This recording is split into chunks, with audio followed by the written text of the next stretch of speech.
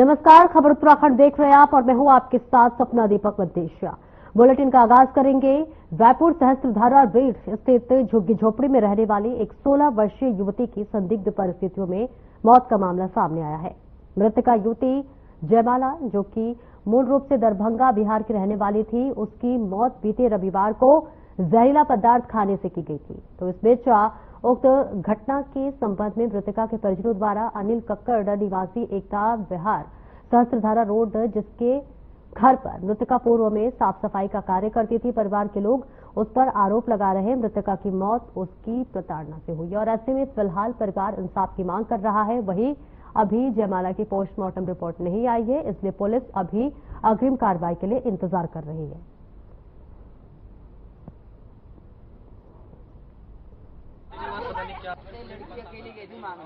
Sir देखो, मामला क्या है, आज से अभी 1.5 साल से काम कर रही थी।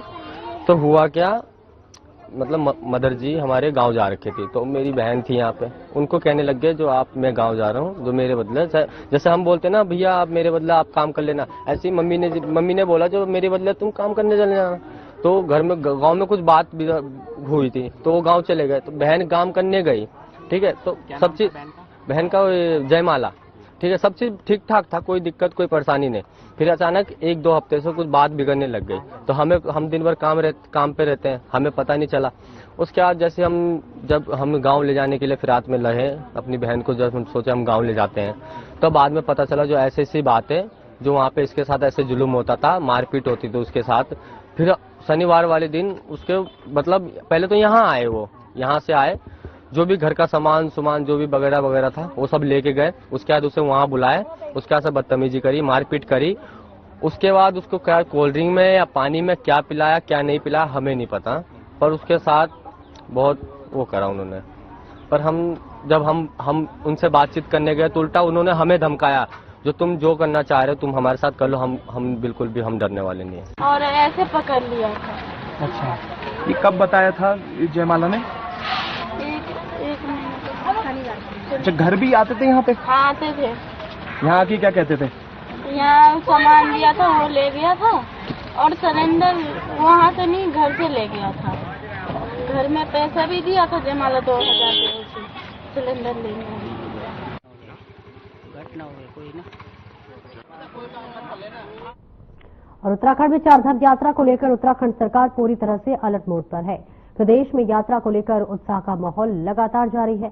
मुख्यमंत्री पुष्कर सिंह धामी ने कहा है कि चारधाम यात्रा जो है वो राज्य के लिए उत्सव की तरह है और यात्रा को लेकर सभी तैयारियां पूरी हो गई हैं। सीएम धामी ने बताया है कि 30 अप्रैल को गंगोत्री और यमुनोत्री धाम के कपाट खुलेंगे, 2 मई को बाबा केदार और 4 मई को भगवान बद्री विशाल के कपाट खुलेंगे।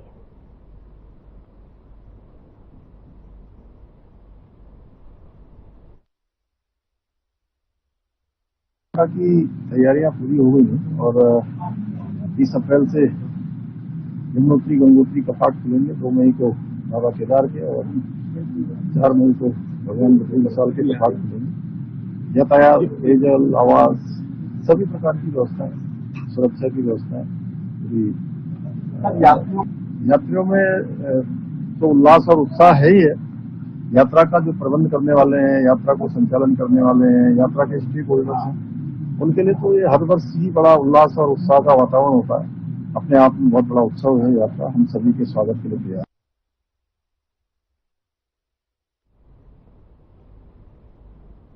और उत्तराखंड में चारधाम यात्रा की तैयारियों का काम पूरा हो चुका है। चारधाम यात्रा अक्षय तृतीया 30 अप्रैल से यानी कि बुधवार से शुरू होगी। इसी दिन गंगोत्री और यमुनोत्री के कपाट खुलेंगे। ऐसे में आपको बता दें कि इसके साथ ही चारधाम यात्रा का आरंभ होगा। गंगोत्री यमुनोत्री के कपाट खुलने के बाद केदारनाथ के कपाट 2 मई और बद्रीनाथ धाम के कपाट 4 मई को खुलेंगे। उत्तराखंड सरकार यात्रा के लिए श्रद्धालुओं की सुरक्षा और सुविधा को प्राथमिकता दे रही है। पर्यटन मंत्री सतपाल महाराज ने कहा है कि चारधाम यात्रा मार्ग पर पूरी तैयारी की जा चुकी है।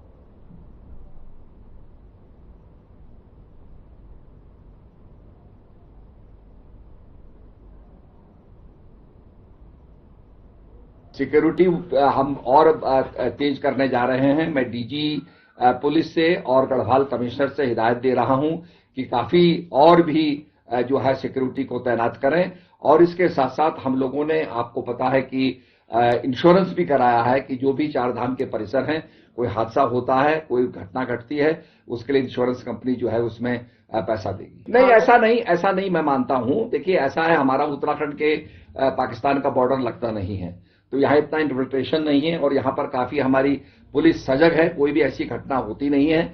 और हमने पूरे यात्रा मार्ग में जहां जहां भी एवलांच होता है, जहां जहां भी पहाड़ गिरने की संभावना है, वहां पहले ही जेसीबी तैनात कर दिए हैं।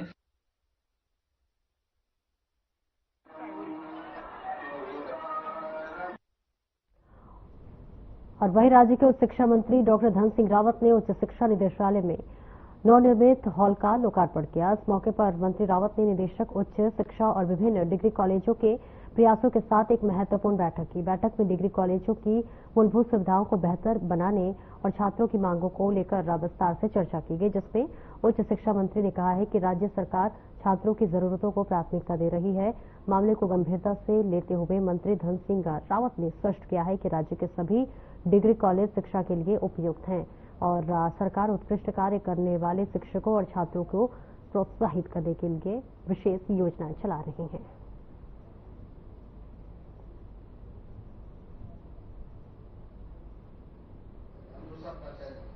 देखिए, सबसे पहले तो मैं अपने डायरेक्टर को बधाई देना चाहता हूं कि वो 45 साल की सेवाओं के बाद आज कल रिटायर हो रहे हैं। आज उनका यहाँ पे रिटायरमेंट का कार्यक्रम के उपलक्ष्य में यहाँ पे पहुंचा हूँ। और दूसरा, निदेशालय में अब यहाँ पे बहुत अच्छी व्यवस्था हमने बना दी। कौशल विकास केंद्र का यहाँ पे खुला है, यहाँ पे जो हॉल बना है उसका भी लोकार्पण किया गया है और हमारे अब सारे महाविद्यालय बन के तैयार हो गए हैं। अब गौलापार महाविद्यालय जो है उसकी जमीन के लिए आज मैंने निर्देश दिए हैं जिलाधिकारी को भी और अपने विभाग को भी कि जल्दी अगर इसकी जमीन हो जाएगी तो हम कॉलेज का निर्माण शीघ्र कर लेंगे ताकि बच्चों को दिक्कत हो। और मैं अपने मुख्यमंत्री जी का भी धन्यवाद देना चाहता हूँ कि उच्च शिक्षा में जो भी डिमांड हमने की है वो सारी पूरी हुई।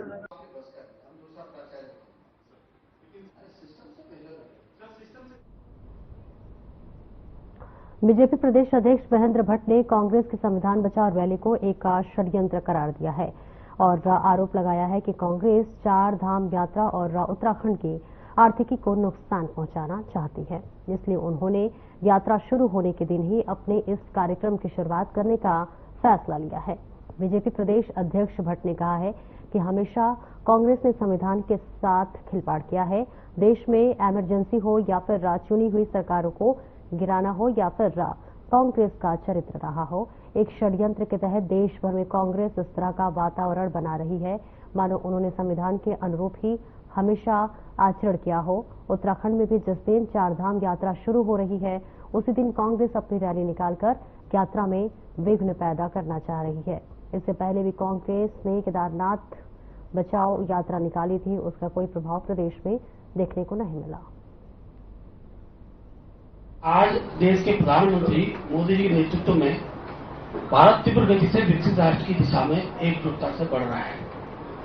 वहीं अपने नकारात्मक रुख के चलते कांग्रेस पार्टी और उनके सहयोगी पार्टियों को अपना राजनीतिक भविष्य चुनने की तरफ खिसकता नजर आ रहा है। यही वजह है कि वे हताशा निराशा में लगातार देश में भ्रम एवं झूठ फैलाने की राजनीति को आगे बढ़ा रहे हैं। कांग्रेस पार्टी की प्रस्तावित संविधान बचाओ यात्रा भी देश समाज को भड़काना, अराजकता माहौल पैदा करना, जनता के आत्मविश्वास को कमजोर करने की इसी साजिश का हिस्सा है। अभिव्यक्ति की आजादी प्रत्येक पार्टी को भी है, अपनी बात रखने का अवसर देती है, लेकिन बेहद दुखद और दुर्भाग्यपूर्ण है कि ये सब उस समय किया जा रहा है जब देश हमले से, पहलगाम हमले से दुख और आक्रोशित है, दुखी और आक्रोशित है। और वहीं हल्द्वानी गौजलानी क्षेत्र में उस समय हड़कंप मच गया जब एसडीएम और नगर आयुक्त ने सूचना के आधार पर एक नकली रसना और छोटे बच्चों के लिए ड्रिंक बनाने वाले अवैध फैक्ट्री पर छापा मारा। फैक्ट्री में भारी मात्रा में नकली पेय पदार्थ, पैकिंग के लिए उपयोग की जाने वाली पॉलिथीन और हानिकारक केमिकल बरामद किए गए। एसडीएम ने सख्त कार्रवाई के निर्देश दिए और फैक्ट्री संचालकों के दस्तावेजों और सत्यापन की जांच कराई जा रही है। नगर आयुक्त ऋचा सिंह ने कहा है कि इस तरह की अवैध गतिविधियों में न केवल कानून का उल्लंघन हो रहा है बल्कि मासूम बच्चों की जान के खतरे भी डाली जा रही है और ऐसे प्रशासन ने मामले को गंभीरता से लेते हुए फैक्ट्री को सील कर दिया और आगे की जांच शुरू कर दी है।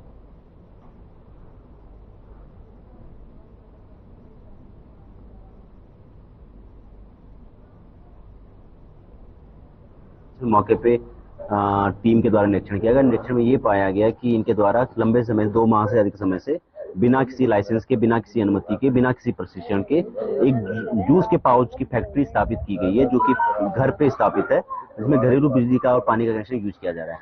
मौके पे इनके द्वारा ऐसे केमिकल जो कि नॉन एडिबल हैं, जो खाने योग्य नहीं, उनका उपयोग करना भी मौके पर पाया गया। इसके अलावा जूस और इसके अन्य सामग्री भी जो मौके में पाई गई, उसका भी किसी प्रकार का फूड सेफ्टी लाइसेंस उपलब्ध नहीं है। प्रकरण में खाद्य सुरक्षा अधिनियम के अंतर्गत कार्रवाई की जा रही, साथ साथ परिसर में अवैध संचालन रोकने के लिए सील करने की कार्रवाई भी की जाए। सूचना प्राप्त हुई थी, संयुक्त कार्रवाई में प्रशासन के साथ यहाँ जब चेक किया गया तो घर में ये जूस की इन्होंने लगा रखी थी, जो फ्रूटी जैसे जो छोटे जूस के पाउच हैं जिनका कुछ और नाम है, कोई ब्रांड नहीं है, डिटर्जेंट से बनाए जा रहे हैं और उसमें एक साधारण नहाने धुलने का पानी प्रयोग किया जा रहा है, जबकि एक्वा वाटर उन्होंने उस पर लिख रखा हुआ है। तो जो कि ये बच्चों के स्वास्थ्य के साथ खिलवाड़ है, इनके द्वारा इसकी बहुत ज्यादा सप्लाई की जा रही है। काफी बड़े मात्रा में तैयार माल यहाँ पर मिला है। खाद्य सुरक्षा विभाग की टीम मौके पे पहुंचकर इसमें जो भी कड़ी से कड़ी कार्रवाई है वो यहाँ पर की जा रही है।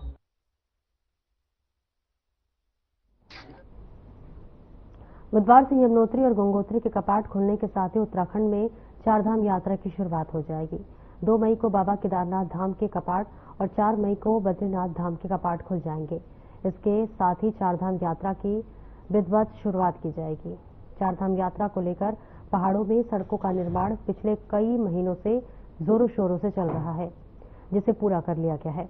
वहीं पीडब्ल्यूडी सचिव पंकज कुमार पांडे ने जानकारी देते हुए बताया है कि विभाग की तरफ से सड़कों का निर्माण पूरा किया जा चुका है, लेकिन कुछ जगहों पर बीआरओ का काम अभी भी प्रगति पर है। ऐसे में इसके साथ ही उन्होंने कहा है कि इस बार पिछले साल की अपेक्षा सड़कों की कंडीशन बेहतर है। देखिए, रोड पे काफी काम किया जा चुका है। बीआरओ वालों का काम थोड़ा पीछे चल रहा है। मैंने अभी स्वयं इनके ब्रिगेडियर साहब से भी बात की है। मैं केदारनाथ धाम और बद्रीनाथ धाम तक की पूरी रोड में खुद देख के आया हूं। अभी उसमें कुछ इश्यूज पेंडिंग है, बाकी उन्होंने रिजॉल्व कर लिया है। NHIDCL का एक नंद प्रयाग में जो एक स्लाइड वाला जोन है, उस पर काम चल रहा है। उस पर रोड हम इतना चौड़ा करना चाह रहे हैं जिससे कि दोनों तरफ से गाड़ी निकलती रहे। स्लोप का स्टेबलाइजेशन का काम में टाइम लगता है, वो हम अभी नहीं कर पाएंगे, उसमें थोड़ा टाइम लगेगा। बट बाकी सड़क जो है वो ठीक है। 2-3 जगह पे जो पिछले सालों में प्रॉब्लम आई थी, पागल नाला, कमेड़ा, बनेर पानी, चटवा पीपल, इन सब में काफी काम कर दिया है NHIDCL ने और सड़क जो है यातायात के लिए पूरी तरह से सुरक्षित और सुगम उपलब्ध कराई गई है। Thank you. और अल्मोड़ा में पूर्व सीएम हरीश रावत प्रेस वार्ता में पहुंचे और कहा कि वर्तमान में उत्तराखंड झूठ व लूट का अखाड़ा बन चुका है।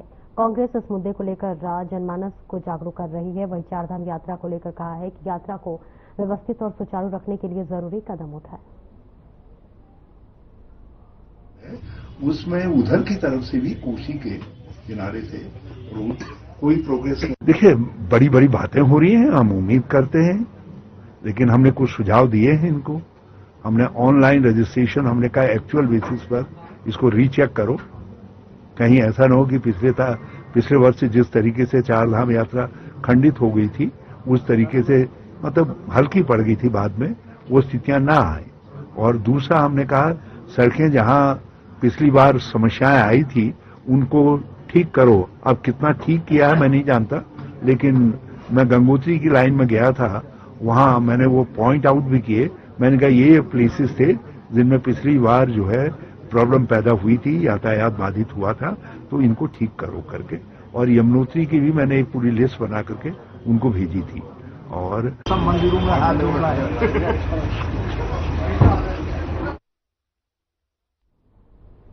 और वह उत्तराखंड से होकर गुजरने वाले ऐतिहासिक कैलाश मानसरोवर यात्रा इस बार फिर से शुरू हो गई है।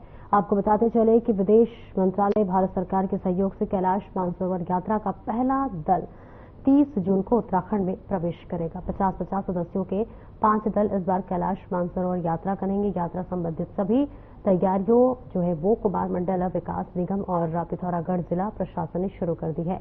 कुमाऊं कमिश्नर दीपक रावत ने बताया है कि मानसून यात्रियों के लिए पर्यटक आवास गृह और समुचित व्यवस्था कुमाऊं मंडल विकास निगम की कर दी गई है और ऐसे में जबकि सड़क ठीक करने के लिए बॉर्डर पर ऑर्गेनाइजेशन किया जा रहा है। कुमाऊं मंडल विकास निगम क्योंकि इस तरह से नोडल एजेंसी है जो इसको कराती है और इसके जितनी भी लॉजिस्टिक्स हैं वो उसको देखती है और इसमें बाकी स्टेक होल्डर जिसमें एडमिनिस्ट्रेशन, गवर्नमेंट, बीआरओ, बहुत हद तक आईटीबीपी, ये सब स्टेक होल्डर्स हैं जो इससे कराते हैं क्योंकि एक मुश्किल टेरेन में ये यात्रा होती है और इसमें काफी जगह से लोग आते हैं। एक बड़ी हाइट पे होती है जिसमें मेडिकल इश्यूज का भी मामला रहता है और एक तरह से इंटरनेशनल एक यात्रा है। 2025 की आदि कैलाश यात्रा के सिलसिले में जिला प्रशासन की ओर से हम लोग एक टीम लेकर के इस क्षेत्र में आए हैं।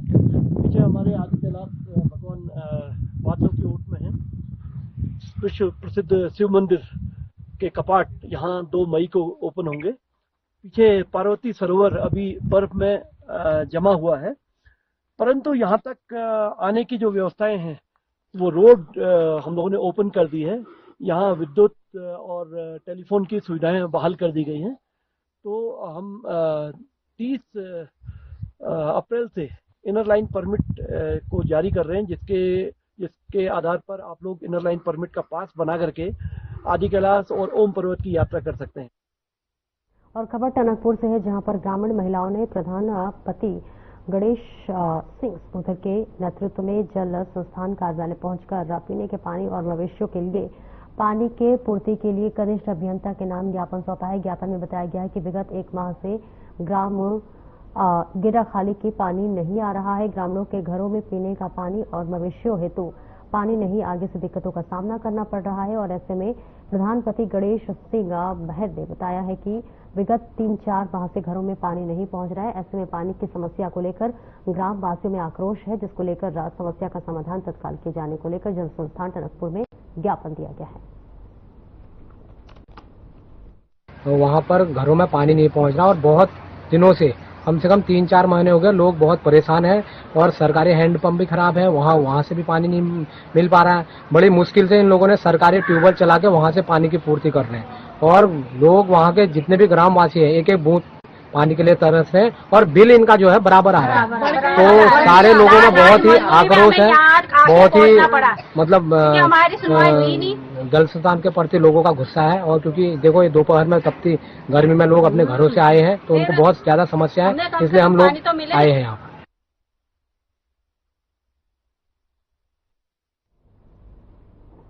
उत्तराखंड में कांग्रेस के संविधान बचाओ कार्यक्रम के विरोध में कल बीजेपी प्रदेश के 19 संगठनात्मक जिलों में पत्रकार वार्ता का आयोजन कर रही है, जहां भाजपा प्रदेश मुख्यालय में प्रदेश अध्यक्ष तो अन्य जिलों में भाजपा की सांसद, मंत्री और संगठन के प्रवक्ता जाकर पत्रकार वार्ता करेंगे। बीजेपी का ये उद्देश्य है कि पत्रकार वार्ता के माध्यम से पूरे प्रदेश के जनमानस को यह समझाया जा सके कि कांग्रेस हमेशा अम्बेडकर की नीतियों और सिद्धांतों के विरोध ही रही है।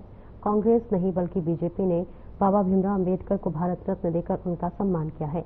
भाजपा का आरोप है कि कांग्रेस का इतिहास रहा है, उन्होंने हमेशा संविधान की धज्जियां उड़ाई है। देश में इमरजेंसी से लेकर भीमराव अम्बेडकर की अवहेलना कर जग जाहिर है, उन्होंने कभी भी बाबा साहब को सम्मान नहीं दिया। भारतीय जनता पार्टी ने ही उन्हें भारत रत्न देकर वास्तविक सम्मान दिया है। देखिए, जो लोगों ने आज तक के इतिहास में संविधान को बार बार रौंदा है, कुचला है, आज वो संविधान को बचाने की बात करते हैं तो ये एक हास्यास्पद चीजों के अलावा और कुछ भी नहीं है।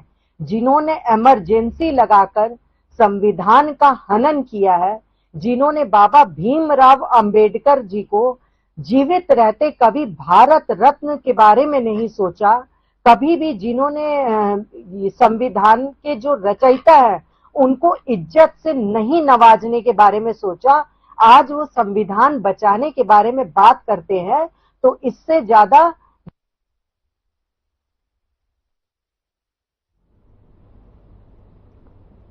और गर्मी के मौसम में तापमान लगातार दिन प्रतिदिन बढ़ता जा रहा है, तो साथ ही मच्छरों के प्रकोप में भी लगातार बढ़ोतरी हो रही है, जिसके कारण अनेक प्रकार के लोगों के उत्पन्न होने की संभावना बनी हुई है। मच्छरों के बढ़ते प्रकोप को रोकने एवं उनसे उत्पन्न रोगों की रोकथाम के दृष्टिगत जसपुर नगर पालिका परिषद ने नगर में मच्छरों के प्रकोप को खत्म करने पर एवं उनसे उत्पन्न होने वाले अनेक प्रकार के रोगों की रोकथाम हेतु पैराथेरो नामक दवाई का छिड़काव कराया है। वहीं इस संबंध में पालिका के अधिशासी अधिकारी शाहिद अली और मीडिया के रूबरू होकर बताया है कि गर्मी में तापमान की बढ़ोतरी के चलते मच्छरों का प्रकोप अधिक बढ़ जाता है, जिस कारण तरह तरह की बीमारी उत्पन्न होने की संभावना बढ़ जाती है। मच्छरों के प्रकोप को बढ़ता देखकर नगर पालिका द्वारा पैराथेरो नाम की दवाई चलाई जा रही है, फॉगिंग कराई जा रही है, सुबह शाम नालियों की सफाई भी कराई जा रही है और लगभग 19 वार्डों में अभी तक दवाइयों का छिड़काव कराया जा चुका है। शेष वार्ड में भी कराया जाएगा। उसके पुनः बाद दोबारा से फिर कंटिन्यू ये फॉगिंग कार्य कराया जाता रहेगा।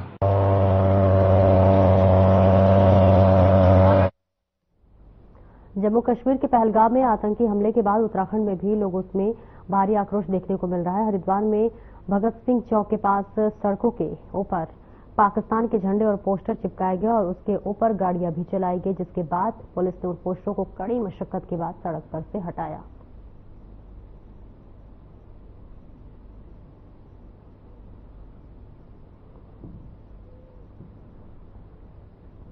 और टेहरी में 21 लाख की ठगी करने वाले 2 साइबर अपराधियों की पुलिस के साइबर सेल में दौसा राजस्थान में गिरफ्तार किया है। दोनों आरोपियों के फिलहाल कोर्ट के आदेश पर जेल भेज दिया गया है और पुलिस ने मामले में अग्रिम जांच की कार्रवाई शुरू कर दी है। तो वहीं इस मामले का खुलासा करते हुए पुलिस कप्तान आयुष अग्रवाल ने बताया है कि आरोपियों की पहचान मुनीश कुमार मीणा और राजन लाल मीणा के रूप में हुई है। आरोपियों के कब्जे से मोबाइल और बैंक खातों से लिंक सिम बरामद हुई है। इन दोनों आरोपियों ने मिलकर एक व्यक्ति से लॉटरी लगने और लॉटरी की रकम लेने के लिए जीएसटी जमा करने के नाम पर ठगी की है। फिलहाल आरोपियों की जेल भेज दिया गया और मामले में पुलिस ने अग्रिम जांच शुरू कर दी है।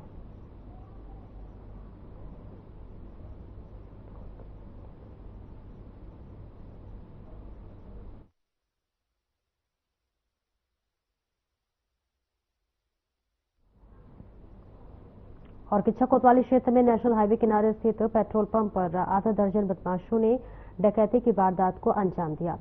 बदमाशी जो है तमंचे के बल पर इंडियन ऑयल के पेट्रोल पंप पर तैनात 2 कर्मचारियों से 70 से 80 हजार की लूट के अंजाम को देते हुए फरार हो गए और ऐसे में घटना की सूचना मिलते ही मौके पर पुलिस टीम पहुंची और मामले की जांच शुरू कर दी है।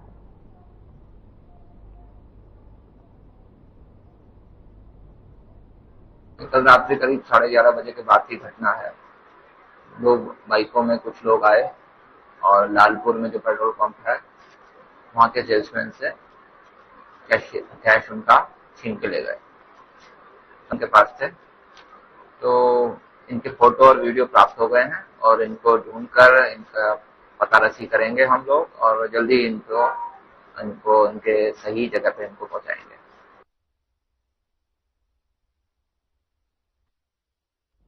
और हल्द्वानी के तिकोनिया में हिंदूवादी संगठनों बजरंग दल और विश्व हिंदू परिषद के कार्यकर्ताओं ने रामपाल नाम के कथित संदिग्ध व्यक्ति को पुतला फूंककर उसका सिटी मजिस्ट्रेट को ज्ञापन सौंपा। इस दौरान बजरंगियों ने कहा है कि रामपाल नाम के बाधित व्यक्ति के अनुयायी लंबे समय से दांतमिल स्थिति में है।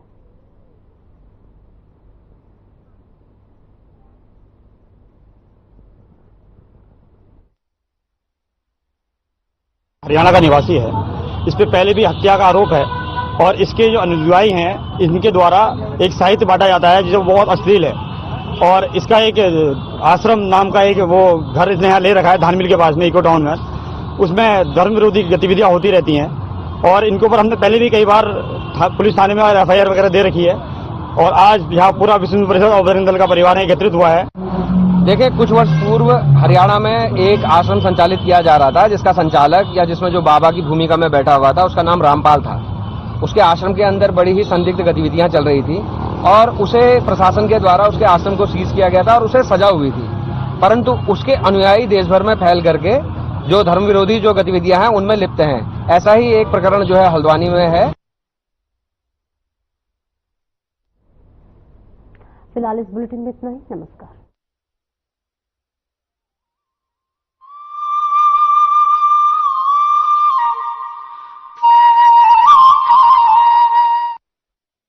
प्यार